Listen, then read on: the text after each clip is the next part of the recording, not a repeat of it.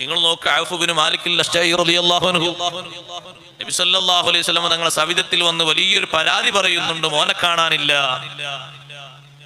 ആ മോന്റെ ഉമ്മ, എന്റെ ഭാര്യ ഭക്ഷണം കഴിക്കുന്നില്ല ടെൻഷന് കൊണ്ട്. നമ്മളെ വീട്ടിലൊരു മെമ്പറെ കാണാതിരിക്കുമ്പോ ഉമ്മമാർക്ക് ഉപ്പമാർക്ക് എത്ര ബേജാറുണ്ടാകും, വിഷമുണ്ടാകും. ഭാര്യ ഭക്ഷണം കഴിക്കുന്നില്ല, കരയിലാണ്, വല്ലാത്ത പരാതിയിലാണ്, വിഷമത്തിലാണ്.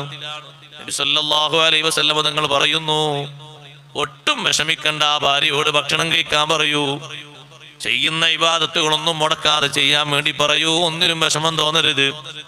രാത്രി ആയി കഴിഞ്ഞാൽ നിങ്ങളും നിങ്ങളുടെ ഭാര്യയും കൂടിയിട്ട് ലാ ഹൗല വലാ ഖുവത ഇല്ലാ ബില്ലാഹിൽ അലിയിൽ അദീം ദിക്ർ നിങ്ങൾ ഏറെ ചൊല്ലിക്കോ.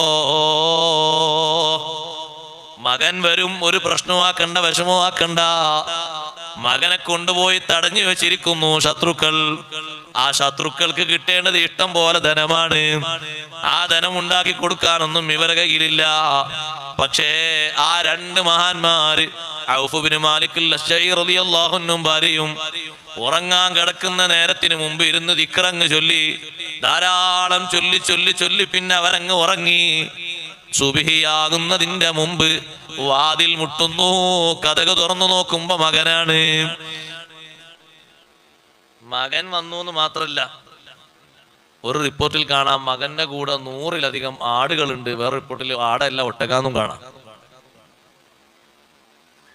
ദിക്റങ്ങോട്ട് ഇഖ്ലാസിൽ ചൊല്ലിയപ്പോഴേ മകനെ മാത്രം അല്ല കൊടുത്ത്, ആടുകളുണ്ട്. മകനോട് ചോദിച്ചു, ആടുകൾ എന്താ? അവരെന്നെ തടഞ്ഞു വെച്ച് കുറെ ബുദ്ധിമുട്ടാക്കി. ഞാനിങ്ങോട്ട് വന്നപ്പോ കുറച്ച് ആടുകളെ തെളിച്ചപ്പോ ആടും എന്റെ കൂടെ പോകും.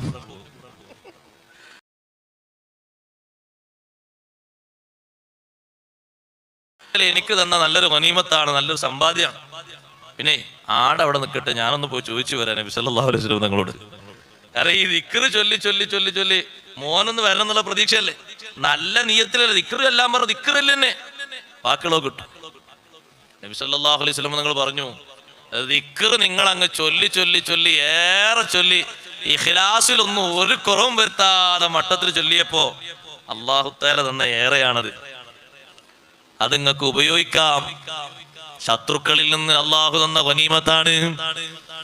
ആ ആടുകൾ ഉപയോഗിക്കുന്നതിന് ഒരു കുഴപ്പമില്ല, തകരാറില്ല.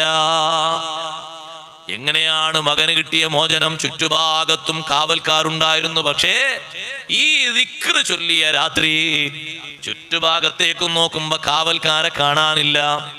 എല്ലാ വഴികളും തുറന്നു കിടക്കുന്നു. അയാളങ്ങ് നടന്നു നീങ്ങി വീട്ടിലെത്തി. എന്താണ് ആ ദിക്റിന്റെ സംഭവം?